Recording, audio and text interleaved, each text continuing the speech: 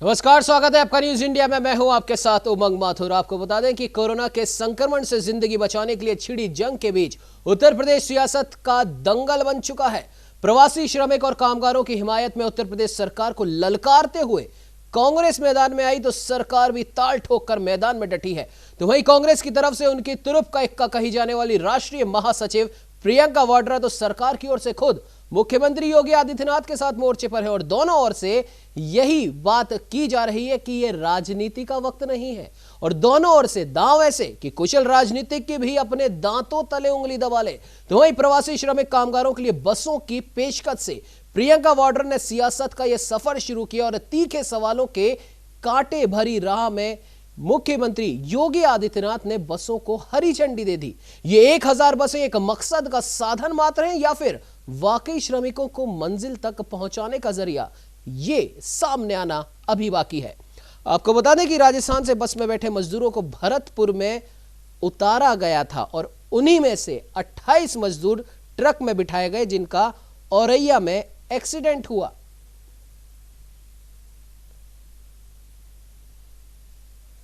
तो वहीं आपको बता दें कि प्रियंका वाड्रा अपने मंसूबों में कितना कामयाब होंगी ये तो अब वक्त ही बताएगा, लेकिन इतना तो तय है कि लोकसभा चुनावों में करारी मात के बाद कांग्रेस को उत्तर प्रदेश में दोबारा खड़ा करने की कवायद में जुटी प्रियंका वाड्रा अब स्वयं कांग्रेस को लीड कर रही है, जिससे कांग्रेसी नेताओं और कार्यकर्ताओं के हौसले भी बुलंद हुए हैं।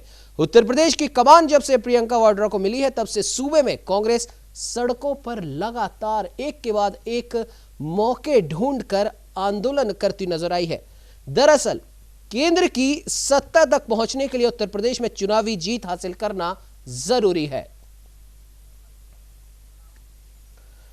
तो आपको बता दें कि कांग्रेस महासचिव प्रियंका वाड्रा ने उत्तर प्रदेश सरकार को मजदूरों को घर पहुंचाने के लिए कांग्रेस की ओर से 1000 बसें देने की पेशकश की थी और इसे मुख्यमंत्री योगी आदित्यनाथ ने तुरंत स्वीकार भी कर लिया और प्रियंका वाड्रा को बसों की लिस्ट राज्य सरकार को सौंपने को कहा। तो आपको एक बार फिर से सुनाते हैं कि आखिरकार प्रियंका वाड्रा ने 3 दिन पहले क्या कुछ कहा था। मुख्यमंत्री जी, मैं आपसे निवेदन करना चाहती हूँ, ये राजनीति का समय नहीं है। हमारी बसें बॉर्डर पे खड़ी हैं, हजारों श्रमिक भाई बहन पैदल बगैर खाए पिए दुनिया भर की मुसीबतों को उठाते हुए अपने घर की ओर चल रहे हैं। हमें उनको मदद करने की अनुमति दीजिए, हमारी बसेस को परमिशन दीजिए ताकि हम उनको सही सलामत अपने घर पहुंचा पाए। तो वहीं अब मुख्यमंत्री योगी आदित्यनाथ के सलाहकार मृत्युंजय कुमार ने दावा किया कि इस लिस्ट में भी घालमेल है। कांग्रेस द्वारा सौंपी गई लिस्ट का जिक्र करते हुए उन्होंने एक वाहन के रजिस्ट्रेशन नंबर का जिक्र किया है। 10 नवंबर 2016 को रजिस्टर हुई वाहन संख्या UP 83T1006 की जानकारी देते हुए उन्होंने कहा कि ये बस नहीं बल्कि एक 3 व्हीलर है। और इसी तरह मृत्युंजय कुमार ने कहा कि RJ 14 TD1446 एक बस ना होकर कार है। 2-3 और वाहनों के साथ भी ऐसा ही मामला है और ऐसे में कई रजिस्ट्रेशन भी किए गए हैं जिसे उत्तर प्रदेश सरकार को सौंपा गया है।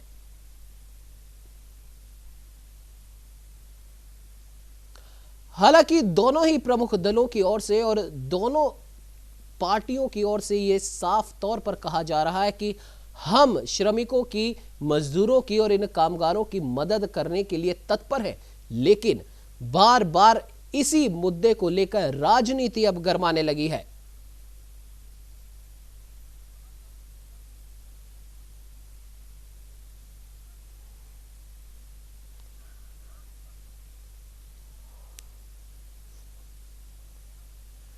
तो इसी मुद्दे पर बात करने के लिए राजस्थान जयपुर से हमारे साथ वरिष्ठ संवाददाता रमेश पुरोहित जी जुड़े हैं। उत्तराखंड उत्तर प्रदेश के रेजिडेंट एडिटर गौरव गुप्ता और उत्तर प्रदेश के state head doctor Chandrasen Verma हमारे साथ लाइव जुड़े हैं। चंद्रसेन जी, सबसे पहले आपके पास आना चाहूंगा क्योंकि मामला उत्तर प्रदेश का है और उत्तर प्रदेश वो प्रदेश है जहां से अभी तक के इस देश ने सबसे ज्यादा प्रधानमंत्री देखे और यहां तक कि खुद प्रधानमंत्री नरेंद्र मोदी भी दूसरी अपने टर्म में उत्तर प्रदेश से ही चुनाव लड़े हैं और प्रधानमंत्री की कुर्सी तक पहुंचे हैं। तो ये तो उत्तर प्रदेश का एक छोटा सा परिचय। और अब महामारी चल रही है, लॉकडाउन चल रहा है और हमारे भारत निर्माण के जो सबसे प्रबल पंक्ति में जो खड़े हैं वो है हमारे प्रवासी, हमारे श्रमिक, हमारे डेली वेजेस वाले मजदूर। और इनको वापस अपने गृह राज्य भेजने के लिए शुरू से ही लगता तो यही है कि सिर्फ राजनीति की जा रही है। क्या कहेंगे चंद्रसेन जी? उमंग, जिस तरीके से पूरी देश और दुनिया में कोरोना से जंग लड़ी जा रही है कि जिंदगी किस तरीके से बचे जी, ठीक उसी दृष्टि में आप देखेंगे तो उत्तर प्रदेश में एक दूसरी तरह की जंग छिड़ी हुई है, वो सियासत की जंग छिड़ी हुई है और इसमें कांग्रेस और भारतीय जनता पार्टी दोनों आमने सामने हैं। कांग्रेस की बागडोर प्रियंका वाड्रा गांधी ने संभाल रखी है, जो महासचिव हैं कांग्रेस की, और जो भाजपा की जो बागडोर है वो योगी आदित्यनाथ जो मुख्यमंत्री उन्होंने खुद संभाल रखी है। इस समय उत्तर प्रदेश में जब सबसे बड़ा प्रश्न बनता था कि सबसे ज्यादा संख्या में प्रवासी हमारे उत्तर प्रदेश में आ रहे हैं तो उनको ठीक तरीके से घर पहुंचाना सबसे बड़ी प्राथमिकता थी। लेकिन यहां पर बसें नहीं चल रही हैं, यहां पर सिर्फ ट्विटर चल रहे हैं, यहां पर सिर्फ मेल चल रही है, यहां पर सिर्फ चिट्ठियां चल रही हैं। जिन बसों को चलना है वो बसें रोक दी गई हैं। हालांकि 3 दिन पहले जो पहला ट्वीट किया था प्रियंका गांधी ने, उन्होंने कहा था कि उनके पास 1000 बसें हैं और वो उत्तर प्रदेश के बॉर्डर पे खड़ी हुई हैं और उन बसों के जरिए उन प्रवासियों को वो उत्तर प्रदेश के अंदर भेजना चाहते हैं।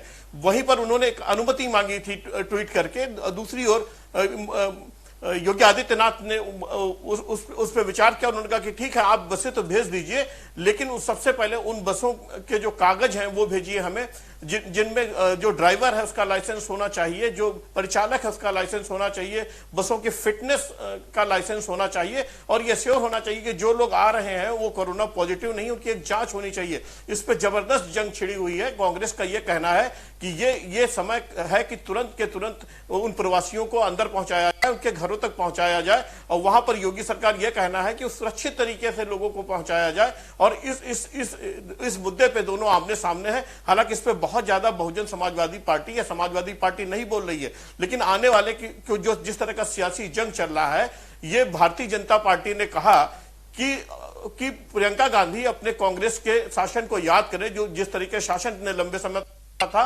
और उन्होंने जुमला भी कसा भारतीय जनता पार्टी ने कि 9 दिल्ली हज को चली। और जो दूसरी बात उन्होंने कही, उन्होंने कहा कि प्रियंका गांधी गिद्ध राजनीति कर रही हैं। इसका मतलब कि वो गिद्ध जिस तरह की राजनीति करता है, वो जिस तरीके से मरने वाले के ऊपर वो बैठा रहता है ताक लगा के, और वो तब जाता है जब इंसान मरने वाला होता है। इतना देर किया इन्होंने, इतना समय लगाया, तो वो गिद्ध राजनीति कर रही है। अगर उनको पहले से थी तो इतना समय क्यों लगाया?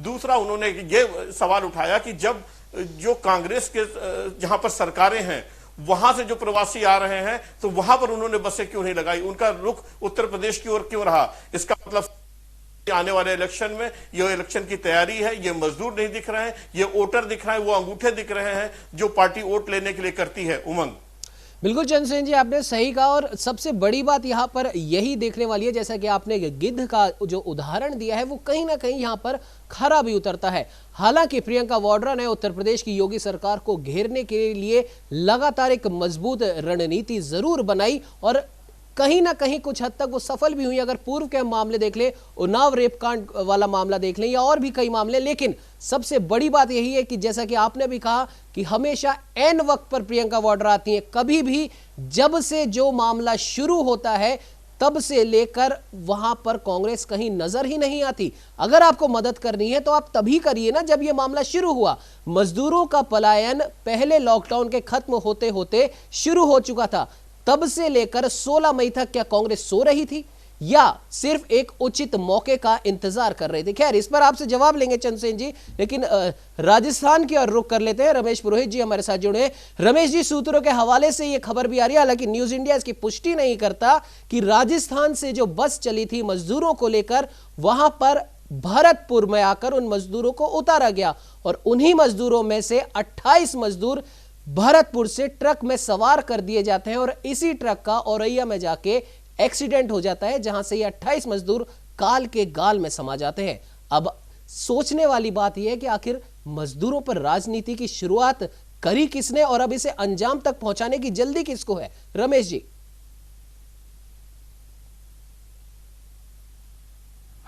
उमंग, सही बात तो ये है कि आपने अभी सही कहा कि मजदूरों की जो समस्याएं थी पलायन को लेकर के जी, वह बहुत पहले से शुरू हो गई थी और ये संभावित था ये कि मजदूर अपने अपने घरों की ओर लौटना शुरू हो जाएंगे। लॉकडाउन जब पहली बार लगा था और 2-4 दिन 10 दिन निकले थे तब वो जो अधीरता उनमें थी और बाद में दिल्ली की और मुंबई की जो घटनाओं ने उसमें आग में घी डालने का काम किया।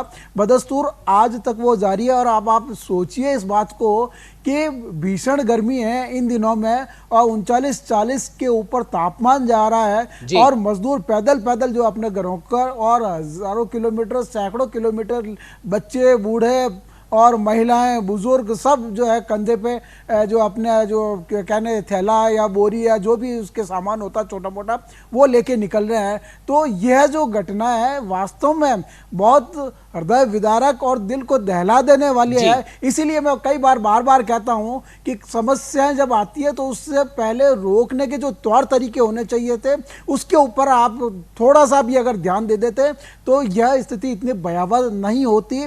और जो घटनाएं अभी दिखाई दे रही है कि आज भी जो हाईवे के ऊपर जो है मजदूर अपने अपने घरों की ओर जा रहे हैं, कितना बड़ा ये आपके पास में फेलियर जो है साबित करता है प्रशासनिक तौर पर भी और खास करके पॉलिटिकल अगर एंगल से भी अगर देखें तो जो निर्णय लेने की जो क्षमता होनी चाहिए उसमें भी कहीं न कहीं आपको विरोधाभास की स्थिति दिखाई देती है। जैसा कि दिल्ली की घटना के समय से ही अगर उसको अगर बसों का व्यवस्था कर देते या अगर और राजस्थान की सरकार ने तो उस समय वाई इस बात पर भी लूटी थी कि हमने जो है रोडवेज की बसों को तैयार कर दिया है, वो सीमा से लेकर के वहाँ राजस्थान की सीमा से लेकर के गंतव्य स्थान तक छोड़ेगी। और फिर बाद में ऐसा अचानक क्या हुआ कि वो गाड़ियाँ बंद हो गई और सारा कुछ हुआ। लेकिन इस दरमियान जो विभीषिका उभर करके सामने आई और जो मजदूरों का दुख दर्द और सामने दिखाई दिया उसको आप भरपाई किसी भी कीमत पे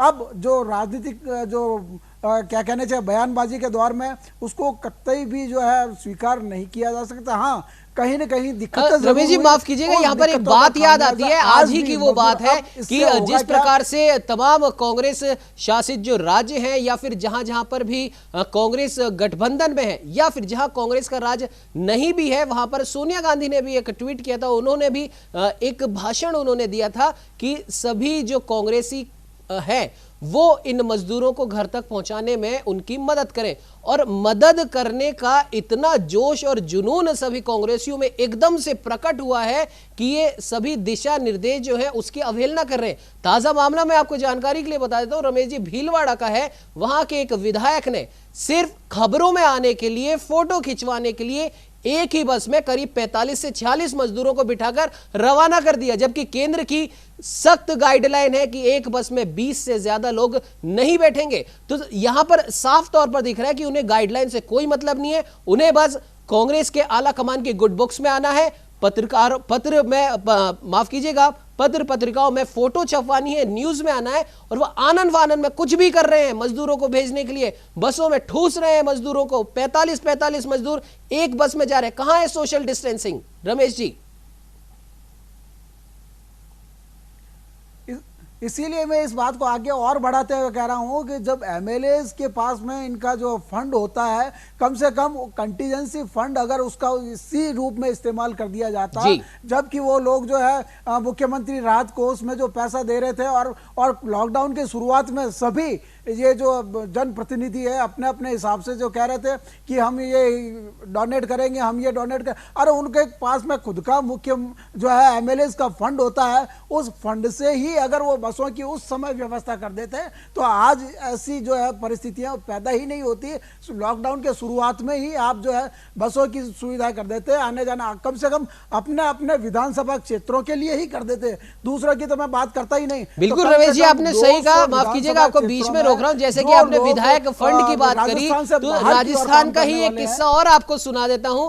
दौसा का ये किस्सा है जहां पर मजदूरों ने तमाम पहले तो एप्लीकेशंस लगाई बसों के लिए, ट्रेनों के लिए, वहां उनका रजिस्ट्रेशन नहीं हुआ। 4-5 चक्कर उन्होंने लगाए, लेकिन उसके बाद भी जब उनका रजिस्ट्रेशन नहीं हुआ तो तमाम वो जो मजदूर थे, उन्होंने कुछ ने अपने घर से पैसे मंगवाए, कुछ ने जो पैसे लेके वो अपने गृह राज्य की ओर रवाना हुए थे, वो पैसे जोड़ के करीब 1.5 लाख रुपए मजदूरों ने इकट्ठा किए और खुद एक प्राइवेट कंपनी से करार करते हुए 5 बसों से वो खुद रवाना हुए। ये तो हालात है जब हर एक नेता, हर एक विधायक ये दावा कर रहा है कि हम श्रमिकों की, कामगारों की मदद करें। खैर रमेश जी, आपके पास आऊंगा, उत्तराखंड की ओर रुख कर लेते हैं। गौरव गुप्ता जी हमारे साथ जुड़े। गौरव जी, जिस प्रकार से एक नया सियासी घमासान शुरू हो गया है मजदूरों में, राजनीतिज्ञों में और बसों को लेकर, क्या कुछ कहना चाहेंगे इस पर गौरव जी?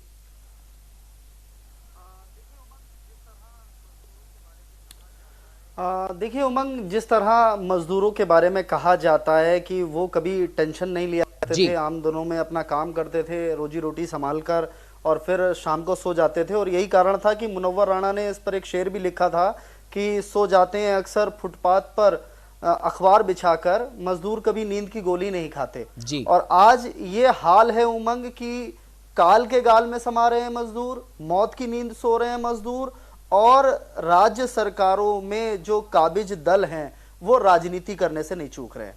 मौजूदा समय में उदाहरण और आज के विषय से लेता हूं उमंग कि जिस तरह से योगी आदित्यनाथ सीएम है उत्तर प्रदेश के, प्रियंका गांधी राष्ट्रीय महासचिव हैं, इस मामले में अगर राजस्थान ने अगर सच में यहाँ पर जो है सेवा करनी थी, श्रमिकों को, प्रवासियों को लाना था, तो अशोक गहलोत इस समय मुख्यमंत्री हैं राजस्थान के, उनको ये सिफारिश करनी चाहिए थी। मगर आपने देखा होगा पुराने चुनाव में, विधानसभा चुनाव में, लोकसभा चुनाव में प्रियंका गांधी बतौर बड़ी बहन नहीं बल्कि उत्तर प्रदेश में राजनीति का कांग्रेसीकरण करने के लिए आई, मगर फेल साबित हुई।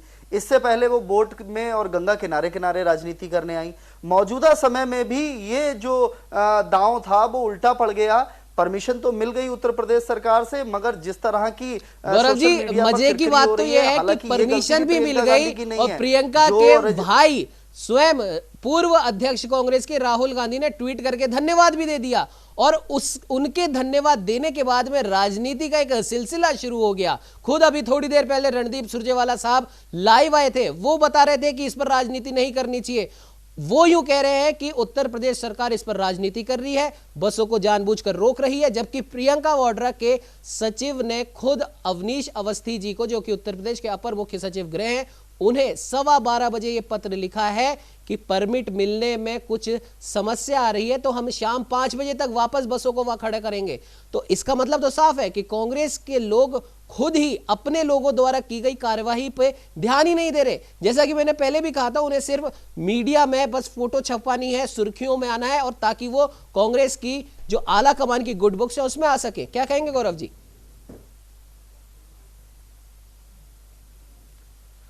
देखिए उमंग, ऐसे हालातों में जो मैं यही कहना चाह रहा था और आपने भी उस बात को आगे बढ़ाया कि कांग्रेस में प्रियंका राहुल गांधी एक टीम है, ऐसा ही बीजेपी में है, एक टीम इन चीजों को तैयार करती है कि इस पर अशोक गहलोत नहीं, प्रियंका गांधी आप आइए, आपको बोलना है जी। मगर इतना होमवर्क आधा अधूरा है, अगर राजनीति करनी है वो भी आप सही ढंग से नहीं कर पा रहे हैं। और यही कारण है कि आपको मालूम है कि बीजेपी की फैन फॉलोइंग किस तरह इन पर सवार हो जाती है। हालांकि मैं यही कहना चाह रहा था कि उमंग की गलती ये रजिस्ट्रेशन की प्रियंका गांधी की नहीं है, उस लिस्ट में किस तरीके के नंबर गए, टाइपिंग किसने की, किसने लिस्ट बनाई, तमाम चीजें, मगर चूंकि प्रियंका गांधी को फेस बनाया गया तो अब सोशल मीडिया पे आलोचना उन्हें झेलनी पड़ रही है। मगर इस सबके इतर सबसे बड़ी बात यह है कि अगर आप मजदूरों की सेवा करना चाहते हैं, आप प्रवासियों की सेवा करना चाहते हैं, खासकर मैं कांग्रेस की बात करूंगा, तो प्रियंका गांधी को पूरे देश को मैसेज देना चाहिए था, पूरे देश की राज्य सरकारों के साथ समीक्षा करनी चाहिए थी। प्रियंका गांधी का कद एक राज्य तक सीमित नहीं है, या राजस्थान की सरकार से वो मदद नहीं ले सकती हैं, वो उनके पास भी सरकारों के इतर कांग्रेस का एक बड़ा स्ट्रक्चर है, उनके पास कांग्रेस की यूथ विंग का एक बड़ा स्ट्रक्चर है, और अगर उन्हें पहल करनी ही थी तो वो इस तरह की पहल करते कि जिससे एक जनरल मैसेज जाता। और उमंग, आपका वो सवाल भी बेहद इंपॉर्टेंट है कि आज हम लॉकडाउन के शुरुआत से देख रहे हैं। यहाँ एक उदाहरण देना चाहूंगा उमंग, आपको याद होगा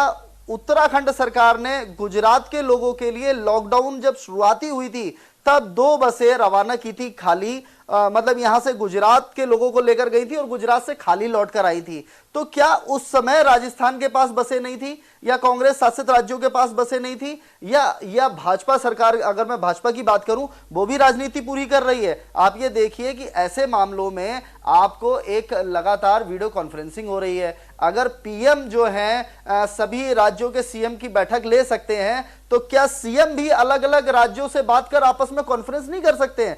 बिल्कुल गौरव जी, आपने सही कहा, और यही कोऑर्डिनेशन की कमी यहां पर साफ दिखाई दे रही है, और शायद इसी कोऑर्डिनेशन की कमी का फायदा उठा लिया है मायावती जी ने। मायावती जी ने खुद ट्वीट करके ये जानकारी दी है प्रियंका वाड्रा को और उनकी टीम को कि आपको अगर मदद ही करनी है तो आप सिर्फ एक राज्य की ओर क्यों देख रही हैं, क्यों नहीं आप पंजाब और चंडीगढ़ की बात करती जहां पर आपकी सरकार है। वहां से भी उत्तर प्रदेश के मजदूर सरकारी अनदेखी और उपेक्षा के शिकार होने के कारण यमुना नदी के जरिए घर वापसी कर रहे हैं। वहां आपने कोई ट्वीट नहीं किया, वहां के लिए आपने कोई आदेश नहीं निकाला, क्योंकि वहां तो कांग्रेस की सरकार है। खैर, इस पर हम चर्चा को जारी रखेंगे। आपको बता दें कि चंद्रसेन जी उत्तर प्रदेश के स्टेट हेड हमारे साथ लगातार बने हुए हैं। जयपुर से वरिष्ठ संवाददाता रमेश पुरोहित और उत्तराखंड के रेजिडेंट एडिटर गौरव गुप्ता जी लगातार हमारे साथ बने हुए हैं। इस चर्चा में वापस आएंगे, लेकिन फिलहाल वक्त है एक छोटे से ब्रेक का।